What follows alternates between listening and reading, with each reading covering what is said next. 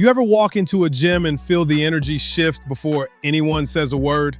Like everyone's working, the music's low, then a champ walks in, heads turn, gloves stop hitting pads. Everybody's waiting for that little nod, the quiet gesture that says, we're all part of this. But sometimes the nod doesn't come. The champ walks through like everyone else is invisible, and the whole room changes. That's kind of what's been happening with Ronda Rousey lately. She's back in the headlines. Clips of her training, black eye, hitting pads like it's 2015 again. People are whispering about a comeback, and she's stirring things up online with comments that have the fight world buzzing. Took a shot at Joe Rogan, said MMA fans never cared, even compared herself to Khabib in a way that had half the internet rolling their eyes. But this isn't really about Joe Rogan or Khabib. It's about something deeper, about how someone who was once untouchable, who changed, and the price of fame in combat sports. Let's get into it. There was a time when Ronda Rousey was the sport. She didn't just win, she dominated. Olympic bronze medalist in judo, first UFC women's champion, 8 straight finishes. She made violence look like art and confidence look like destiny. She was the person that made casual fans stop scrolling and start watching. Told girls everywhere that they could, and every fight felt like an event. She had that energy, the kind that made you think, no one's ever going to touch her. And then it all fell apart, just like that. UFC 193. Holm lands the head kick heard around the world.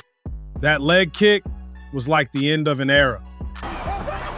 Beautiful. Beautiful. She's hurt. Is in trouble. She's hurt. Oh! Holly looking up. And suddenly, the woman who'd been everywhere disappeared. No interviews, no explanation, no acknowledgement. 13 months later, she comes back to fight Amanda Nunes. You already know how that went. 48 seconds, another loss. Nunes! Big combination! It's in! It's in! It's over! And that was it. The Rousey era ended. Not with the slow fade, but a hard stop. Now, losses happen.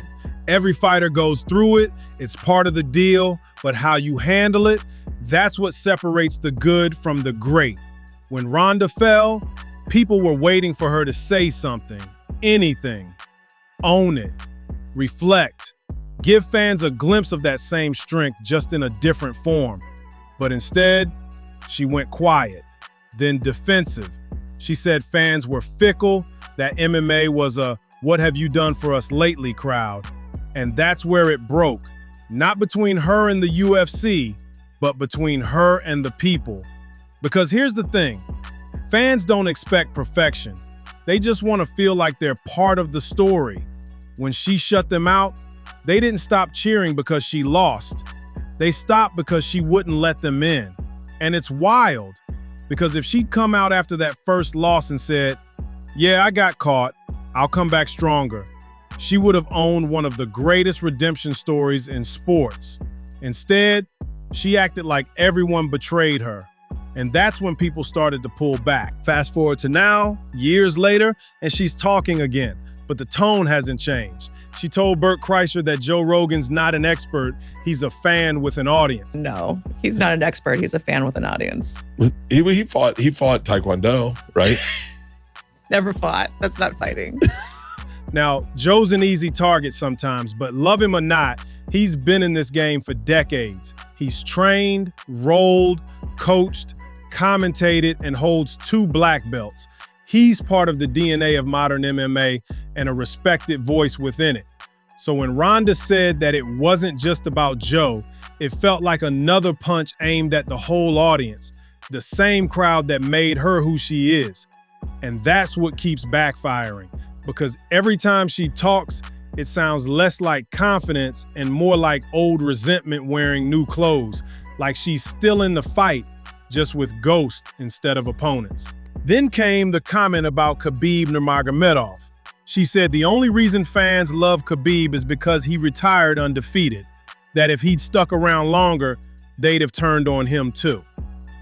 And I think the only reason that why MMA fans have their lips so firmly planted at the base of Khabib's cock is because he retired before he reached his limit. And if he kept fighting until he reached his limit, everybody would be like, oh, Khabib ain't shit, he never was shit. And they're like that with everybody. That's when you realize how far she's drifted from the pulse of the sport. Because Khabib isn't loved because he never lost. He's loved because of how he carried himself. Humble, respectful, grounded. He bowed out on his own terms, without bitterness. Ali Abdelaziz, Khabib's manager, clapped back hard, said it was jealousy. Even Valentina Shevchenko chimed in, saying Ronda should take tune-up fights before any comeback because time changes everything. And they're right. The women fighting now, they grew up idolizing Ronda, but they also evolved past her. The sport leveled up after she left.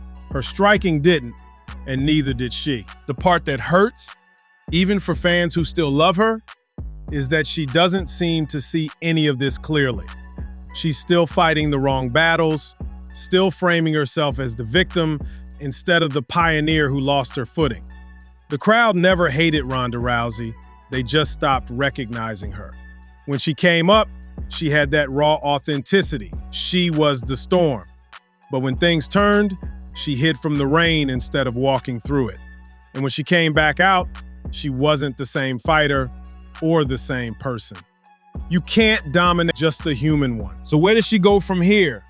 She says she's not planning a comeback, says she's training for joy, not competition. Maybe that's true. Maybe she's finally rediscovering the part of fighting that isn't about proving anything. But make no mistake, when people see her hitting mitts again, the hope creeps back in, because deep down, everyone loves a comeback story, even if it's just emotional. And honestly, if Ronda ever does step back into the cage, it won't be to reclaim a belt. It'll be to reclaim the bond, the connection she once had with millions of people who believed in her. And maybe she can, because the truth is, fans don't hold grudges the way fighters think they do. They move on, sure, but they always leave the door cracked open for a good return. All it takes is a little humility, one genuine moment, one nod. Ronda's story isn't a fall from grace. It's a reminder of how fragile grace can be. She broke barriers, she made history, but somewhere along the way, she forgot that the belt doesn't make the fighter, the respect does. And that's what this whole thing comes down to, doesn't it? Respect. It's the currency of this sport. You earn it every day with the way you win, the way you lose, the way you talk about both. And once it's gone, you can't buy it back. You can only earn it again, one honest moment at a time. I hope Ronda gets there.